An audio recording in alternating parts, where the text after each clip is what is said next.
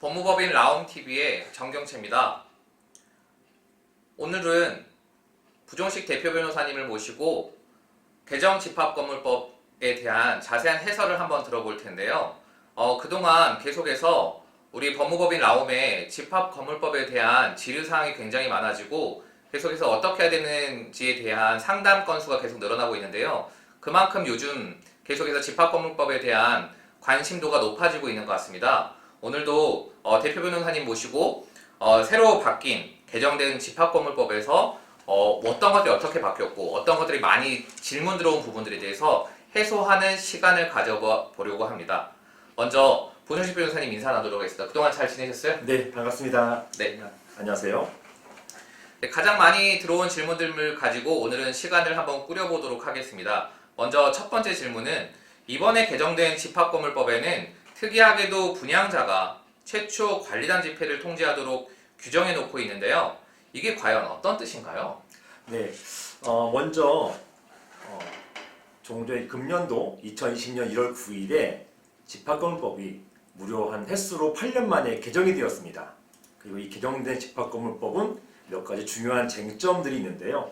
그중 몇 가지 점들 중에서 중요한 것, 예를 들어서 관리인 선임 신고 제도라는 게 신설되거나 아니면 임시관리인 신청 제도가 만들어지거나 이런 중요한 이런 쟁점들, 중요한 내용이 변경이 되었습니다. 그리고 거기에 대해서는 이미 몇 차례 걸쳐서 저희가 동영상이나 이런 동영상을 통해서 여러분께 소개를 올렸었고요. 그리고 그 나머지 중요한 나머지 중요한 쟁점에 해당되는 부분들에 대해서 여러분과 지금 이 시간 나누고 있게 되는 것입니다. 그 중에 하나가 우리 방금 우리 사회자님께서 말씀해 주신 것처럼 분양자의 통지 의무가 이번에 신설이 되었어요. 자, 분양자가 누굽니까? 분양자라고 한다는 것은 보통은 시행사예요. 시행사가 어떤 건물 준공하고 나서 여기에 준공하고 나서 구분 소유권이 생기잖아요. 즉 등기를 한다는 것입니다. 이 등기를 하는데 보통은 지금까지는 등기하시고 이 소유자분들께서 자체적으로 모이셔서 관리단을 구성하는 것, 즉 관리인을 선임하거나 관리위원을 선임하거나 이렇게 관리단을 구성하는 것을 스스로 하지 않으시면 분양자에게 어떠한 의무도 없었어요. 이런 어떤 관리단 집회를 열어서 굳이 관리 주체를 굳이 관리인이나 관리위원을 뽑도록 할 이유도 없었던 것이고요. 그런데 이번 개정 집합건물법에서는 분양자에게 일정한 의무를 부과합니다.